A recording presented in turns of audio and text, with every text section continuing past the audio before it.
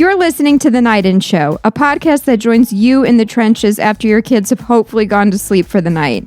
My name is Megan Pruitt. And I'm Brian, and we are talking about our real-life experiences with 2 kiddos and owning a full-time growing subscription box business. Our life is messy, it's crazy, And it's beautiful all at once, and we're here in the trenches living it with you.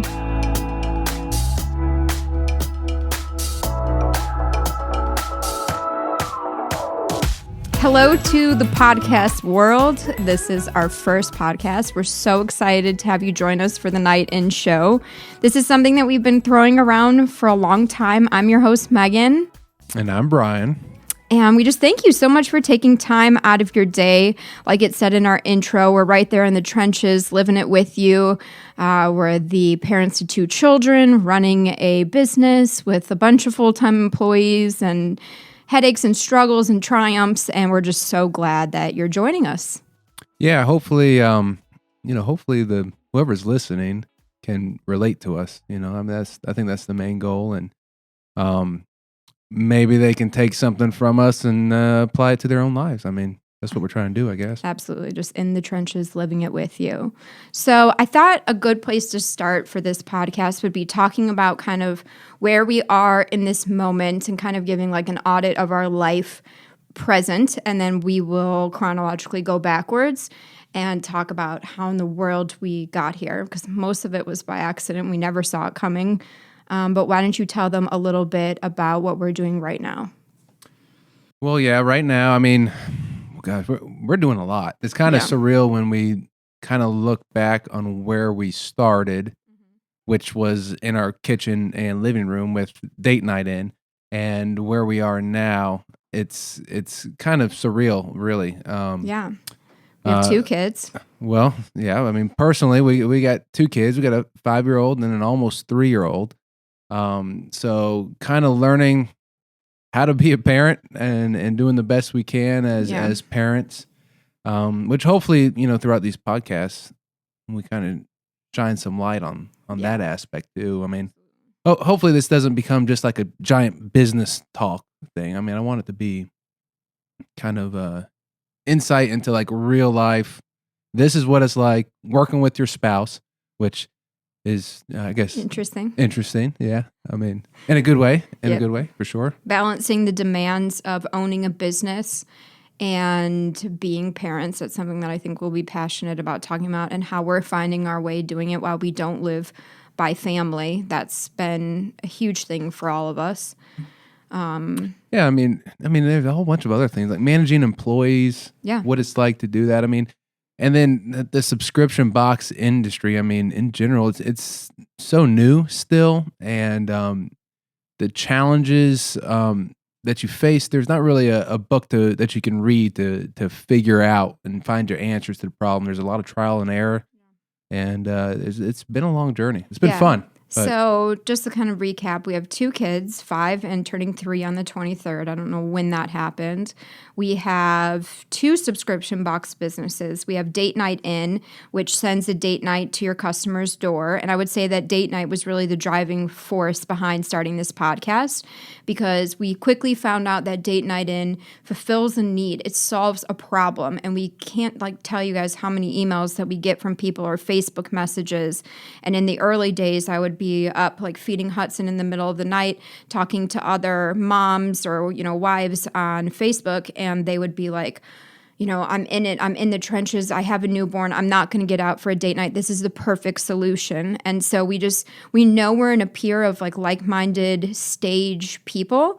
And so, we just kind of wanted to make this a thing and have you join us.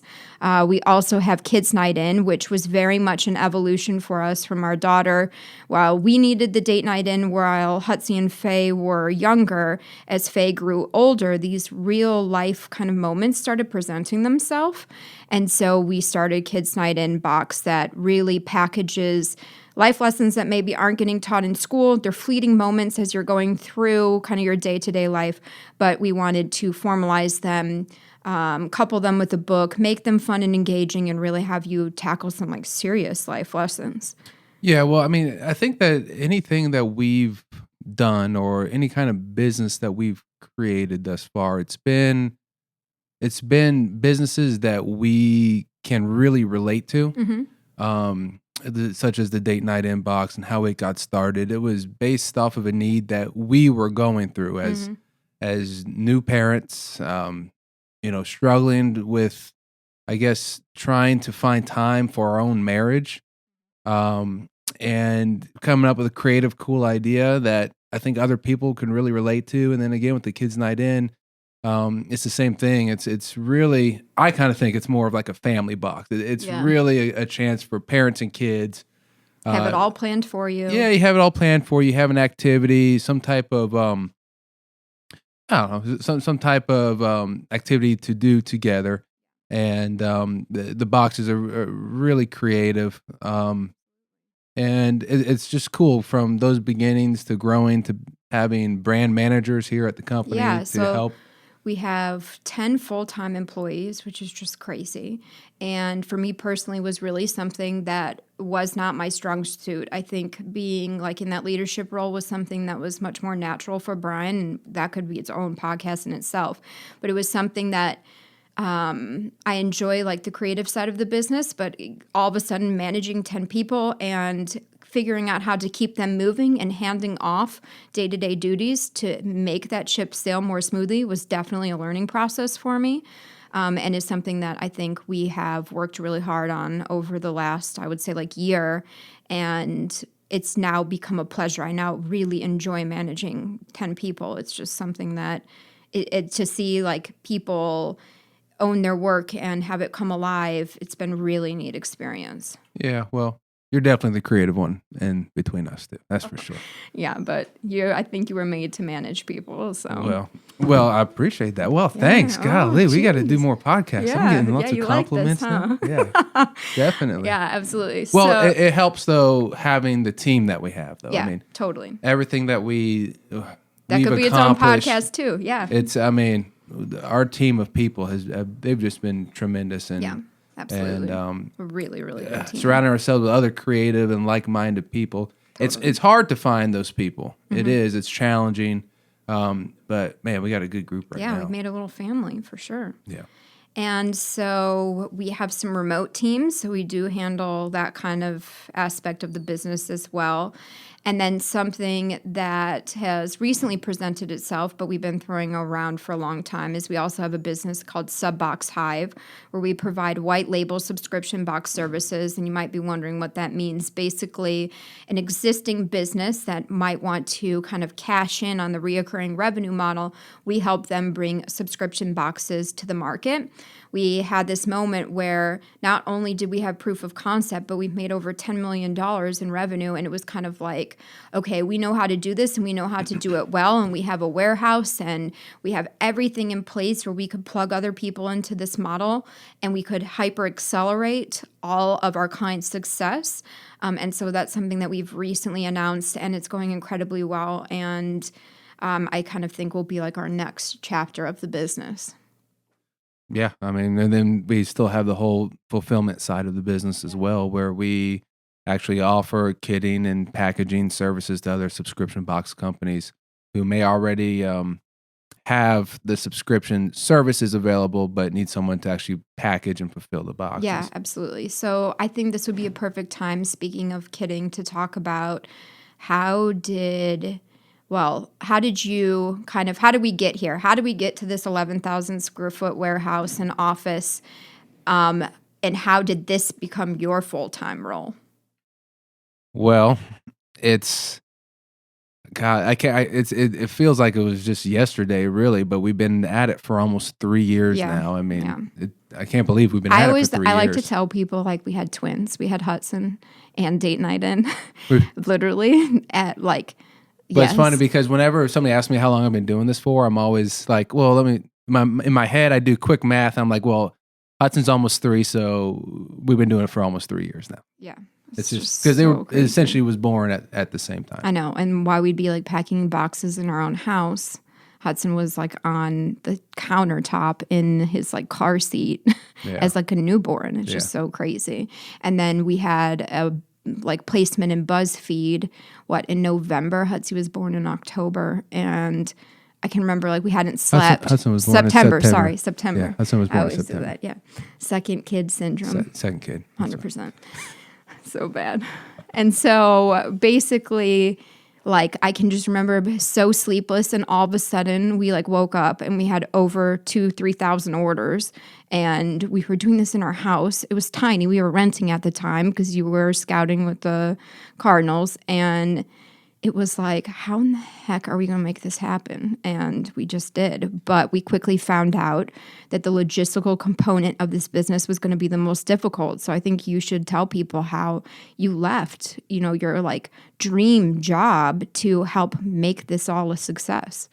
Yeah, well, wasn't an easy decision, that's for sure. Yeah. I mean, you know that. Yeah, we can be real about better it. than Yeah. anybody. But I was scouting for the St. Louis Cardinals. I was what's called a pro scout, so I cover other minor league and major league teams, and I was super happy doing that job.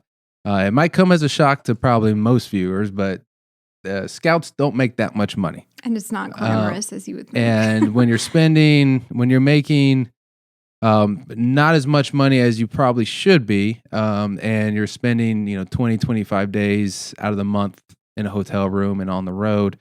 Well, essentially, it's tough to find time for your family. And at the time, I already had one kid. We had another kid on the way, and it worked fine because we needed the money that I was making. And I kind of feel like I was fortunate. It wasn't an easy decision, but it was fortunate in the sense that once this business was able to take off, I was able to spend more time at home because I was leaving the Cardinals. Yeah, absolutely. So it wasn't a decision that I regret. Baseball was always an important part of my life, but I mean, being able to spend more time at home with the kids, being able to stay, every night at the house instead of just several nights out of the whole month. I mean, it's a I think decision well made. And I think from my perspective, it was that we had moved and I could do it when Faye was little and she like didn't have a concept that you were gone. And then when she started to notice and she got older, and then we added the second child into that scenario with no supportive family behind us, geographically, it was just super isolating. And then it was exactly like you said, once we didn't need, you to do it and you could come over to the business side, it was like a no-brainer, but it was very much like the closing of a major chapter of your life that you had like always worked for. So yeah, but again, I mean, it's not like I was closing that chapter without another chapter kind of already started. Yeah. So there was still something there to look forward to, and again, like when I can. Once we leave here, I'm going to go take my daughter to dance class. I mean, totally. Like I wouldn't be able to do that. I would be out still doing coverage, probably starting some big league coverage now with the minor league season winding down, and so I would probably be out on the road right now. Yeah. Probably covering the Braves and getting some advancing done on them, and maybe doing that kind of thing. So like 10 nights at home in your own bed. Yeah. So for the month. Yeah. And I don't know. It's been an exciting time. It's been a whirlwind. I think one of the coolest parts about fast forwarding to now is whenever the kids come visit us here in the warehouse. Yeah, it's the best. They're kind of running around. We have a whole bunch of shop carts that they climb into, and Faye's pushing Hudson around in the shop cart, or she's running around on assembly tables, and kind of those picture images that you get to see every time you close your eyes. I think those are one of those things that we'll look back on, or I'll look back on at least in the next 20 years and be like, man, that was pretty cool. And hopefully, around 5 years old, where Faye's at now, that's kind of the age where they start remembering things. So hopefully she'll be able to remember some of this too when she's our age now. You remember like sitting in your dad's big machines. I remember going to my dad's office and learning how to do inventory and eventually working the cash register. And I love to continue that for them. Yeah, I think this going to be some of those memories. Yeah, absolutely. But I think though, one big thing especially about talking about humble beginnings, is the whole packaging and kitting process. Not alone, I mean, this is a whole new business to us. It's a new industry that we didn't know anything about. We've learned so much in the next 3 years, but or the last 3 years. We'll learn so much more in the next 3 years too. But when we first started, we're packing out of our house. Yeah.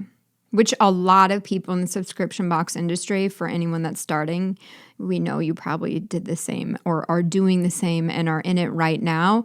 And we've been there and done that. And I'll tell you, hands down, we have one secret weapon that's available to anybody in the entire country across the United States.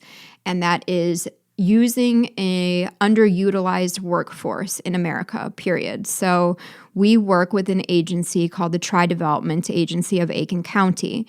And basically they employ adults with developmental delays, Asperger's, autism, traumatic brain injury, all kind of things.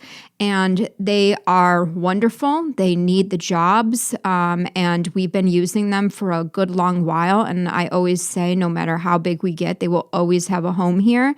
And they have been a blessing to our company.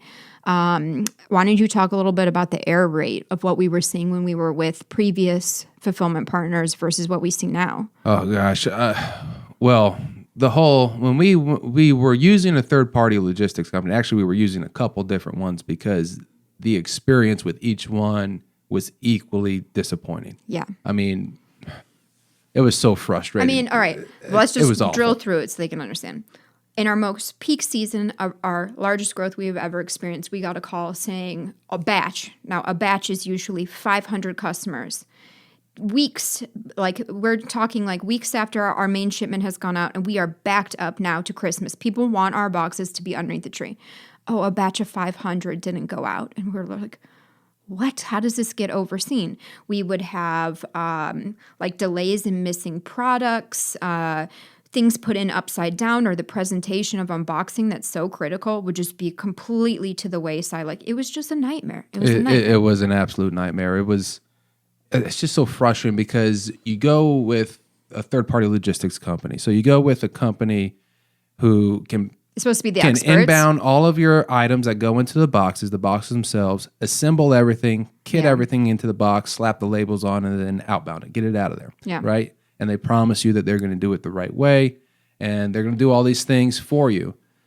They tell you that things are done a certain way, and the most important time of year, the ball was dropped. I mean, it was just awful. And so we essentially, our error rate was well above 5%, which it's just not acceptable what it was. So we decided, well, we're going to take fulfillment in-house. And we tried 3 different 3PL companies too. I even remember when the shipping carrier didn't show up because it was the holidays, and we were like, so much was at stake that if the warehouse had been within driving distance, we would have gotten a U-Haul and just dropped it off at the shipper carrier's, station, or whatever you want to call it, location. And it was like not having that control, where inevitably in the logistics industry, you're going to have fire drills every single day, but you have to be willing to go above and beyond, and they just weren't. Yeah. And so we knew we had to take back control of the whole thing. Yeah. And essentially that's what we did. So that's when we actually moved into our current facility. Yeah. About a year and a half, a little more than a year and a half ago. Yeah, and Tri-Dev began working with us then. So we got in touch with Tri-Development from your dad's recommendation. Yeah. Megan's father, who's a very good businessman in his own right. Recommended it. I said, we need people to pack. Like, how do I go about this? How do I get the insurance? Like, what are we going to do? And he was like, Megan, there's a disabled workforce out of there. In Chicago, where I'm from, in the suburbs, it's called Lamb's Farm. And they run like a children's attraction, and they have a cafe and some other things. And so my dad knew that it would be viable. And so we reached out, and they were just ecstatic. And what I think is one of the coolest parts is right now, our kitting only takes us, let's say, like a week, a month, but we're working every day. Every new subscriber will help to get these people more work, but we are their training ground to learn how to come to a job and, arrive on time and what is expected of them. And it's our pleasure to do it. And so many of them have changed our lives. Yeah, it really is. And some of their stories are just, it truly is unbelievable. With that being said, though, I mean, it's not a pity party either. I mean, they work hard and they catch every mistake. And they do such a wonderful job for us. And I mean, we're just really lucky. Anyways, our error rate's down to well under 1% now. Yeah, which is huge. And that saves us so much time with customer service, money with customer service, having to reship boxes, and they just do a tremendous job with us. Yeah, Absolutely. I mean, and that's what comes a long way from where we were, though. We were stepping on crinkle paper in our kitchen. Yeah, our daughter was like dropping Shopkins toys. She was obsessed with Shopkins at that time into the boxes, taking stuff out. We wanted to put scarves in a holiday box. Well, if we have any OGs out there, like people who were ordering from the very beginning, toys. And you got a Shopkins toy. It wasn't supposed to be in there. It wasn't supposed to be in there. That's not part of your date. It just It got dropped in by our kid. Hopefully you understand. But what was I going to say? Gosh, only knows. Who knows? The point is that it's very surreal where we are now compared to where we are. I mean, I remember getting our first pallet delivered to our house, to our residence house. We didn't even know what a lift gate was, and we have a picture. We'll put it up on Instagram of Faye sitting on top of our first pallet delivery. We're like, oh my God. We needed a forklift for it, but we destacked the whole pallet. The guy was super nice. Yeah, we got He's lucky. probably wondering, we had a good truck driver. Why am I delivering a pallet to a residential address? I'm sure our neighbors were asking that too. We were excited that the number of boxes that we needed for that month even would warrant a pallet. That was something new too. That was really We literally cool. went from 30 subscribers our first month, maybe like 75 the second, got the placement in BuzzFeed, and then we're in the thousands. Like it was off to the races. It was just over 1,000 that third month. And and then it shot What up. was in that pallet? Do you remember what was in the pallet? The boxes. Oh, the boxes came? Yep. Yeah, that must have been. Because we were able to destack it because they were in the ones with like 150 to a bundle. Yeah. Yeah, absolutely. And then we were shipping with the Postal Service and out of the minivan. Now we fill a semi truck. And now we fill a semi truck. Our own, actually two. Well, like 1.5, two. Yeah. So crazy. Okay, so that's a lot of business. Let's talk about how we met. You were playing baseball. I was going to Stetson. It's a small private school down in Florida. And it was like this chance meeting where Brian and I had both kind of gotten out of like serious relationships before that. We were not looking for anything. It was like a random Wednesday night. There's a correction there. Oh, no. I wasn't looking for anything. Yeah. You I was ready. Definitely more ready than I was. I had been out of it for longer than you. But like I didn't expect it. I wasn't like, oh, let me jump back in. We both weren't looking for anything. Yeah, well. But I was apparently ready for it more.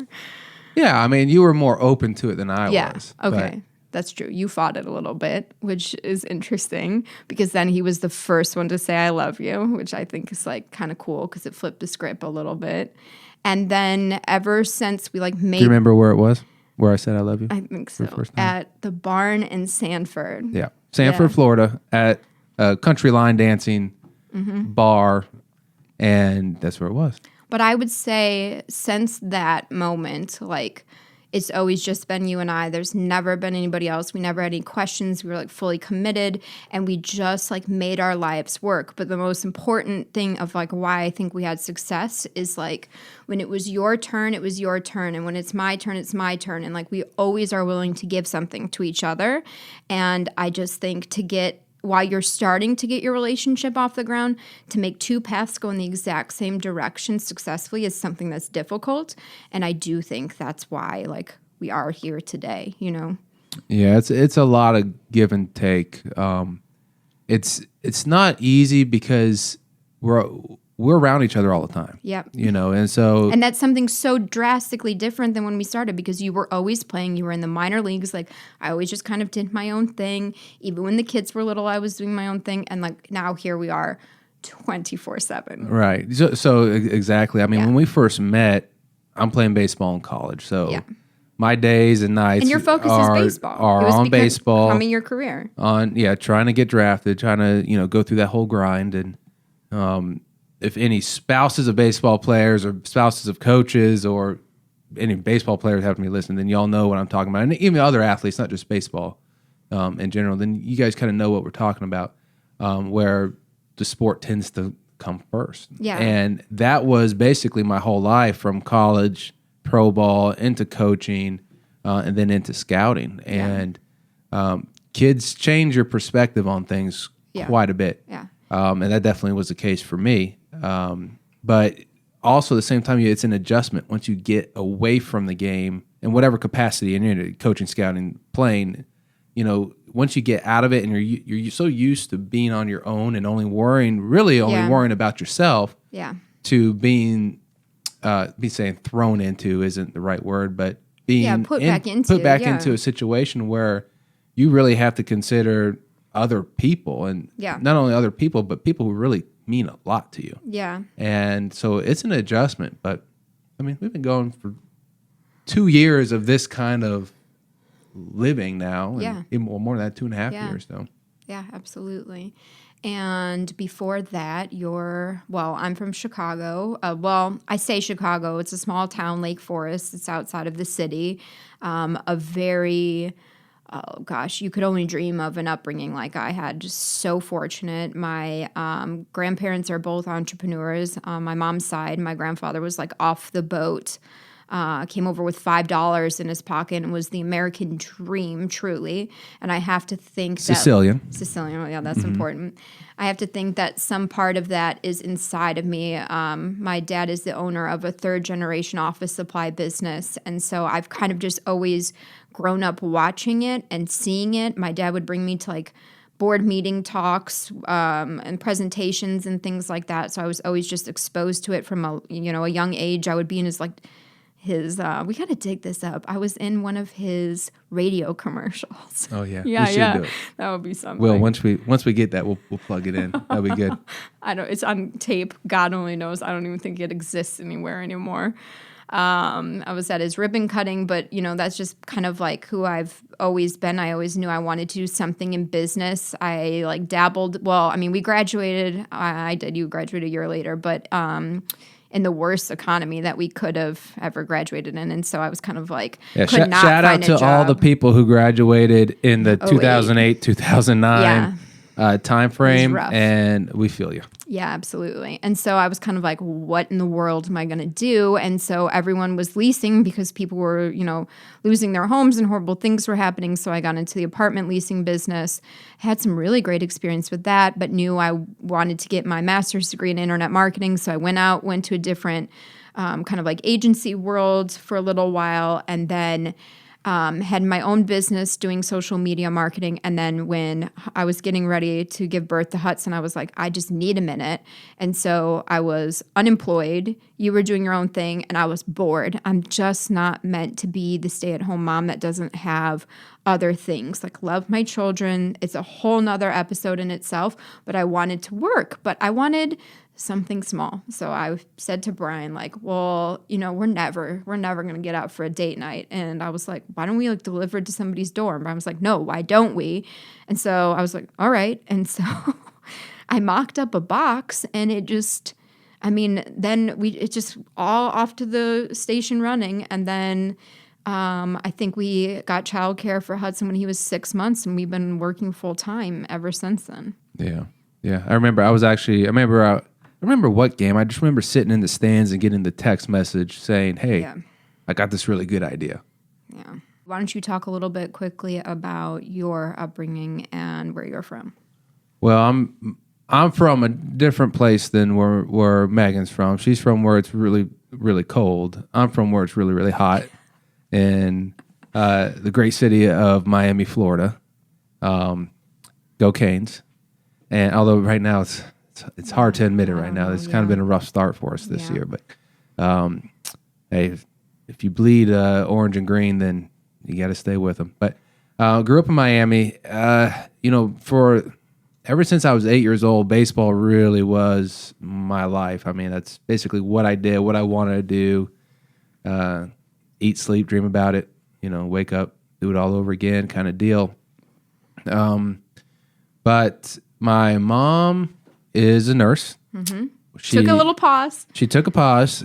She just recently retired. She wanted to be retired. And then decided she was going to go back, and she is still going back right now and doing that. But I guess for me, it wasn't where you grew up with a lot of, not that my parents weren't business savvy, but that where business was a big part of your life. Yeah. For me, I grew up with parents that just has always worked real hard. I mean, I hard got to workers. as more of a, I guess, a lead by example for me in the sense of, I got to see my mom went back to school to be a nurse Right. when she was Yeah. around 50 probably. Okay, so you're not going to say it, but I will. So you were the best of baseball, like what dreams are made of, drafted twice. And I think that, like, if I had had this insanely good thing that I was good at, right, like some sport, then my dad would have shifted his focus away from the business and onto the sport and helping me develop. So you had parents that really fostered that because they saw that you were so talented. Yeah, I did. I had very supportive parents in that regard. And, my dad had a construction company and he built roads, housing pads, did a lot of earthwork, those kinds of things. He did that and went down in the mid 70s, late 70s. Yeah. And when stuff in Miami was booming and he put in a lot of the infrastructure down there. He's recently retired, but I mean, again, kind of led by example with work ethic. I mean, he was up. If the sun was up, then he was working. Yeah. For at least early on in my life, and then as I started getting in baseball, there wasn't a practice that he didn't miss or a game that he didn't miss. Absolutely. Which usually meant him getting up even earlier to get the job done. So, I guess just seeing that by example, hard work. Kind of was instilled in Steph and I. Steph's my sister. Yep. And and you can see even in her work ethic too. Now she's a teacher in Florida, Yep. and so you can see how she does in Absolutely. her classroom and the way her kids interact with her, and that she got the same thing instilled in her. Absolutely. But then, so that baseball got me a scholarship, got my college paid for at Stetson, and that's where I met my lovely wife, Megan, my junior year, her senior year. And she's rocking the cradle. Or robbing. Robbing? Rob the rocking? cradle. It's one of the two. We'll go with robbing. Rob, yeah. That sounds Or you could just call me a less- cougar. That could work too. What? You're 6 months older. All right, well. And then after, we met my junior year, and we've been together ever since. Yeah, You know? absolutely. And build this life that we're so lucky to have. It was a lot of hard work. It still is. But the more that we've built this business and we've sent our boxes to thousands and I don't know, maybe 100,000 people now. Actually, I did it. It was like more than the population of Aiken, like in our lifetime of what we've sent out boxes. Oh, So, we've sent out way more than that. yeah, it's so crazy to think Yeah, of. But I really just think that we have a place to talk with all of you, that so many of you are in the same boat, just parenting wise and business and facing having to leave a career and figure out, every time, maybe it's the engagement or it's the marriage or it's the birth of the first child. And I think what was more of an adjustment for us was the second child because the business came at the second time. It's like, how do you reinvent yourself? Who do you talk to about all of this? And we just want to be there with you doing it. So we thank you so much for listening to our first podcast. This one kind of was more like free-flowing, but we're going to have topics and would welcome anything that you want to hear us talk about coming up in the future. And this was fun. I think this is another thing that we'll remember and talk about in not too long. Yeah, I think so. And this was fun. It was kind of little jumping around a little bit, but I think hopefully you get an idea of who we are. That was our goal. We do jump around. We want to be as transparent too as we are. We're gonna put this out there, then we're gonna put out who we are, not some fake version of us because I could say I just want to be too the fun. only thing in real life is I might swear more, but I'm sure that will come. It's a habit I'm trying to break, but I've tried to tame it for the first episode. Ah, shit. All right. On that note, thanks so much for listening, and we'll catch you on our next episode. Adios.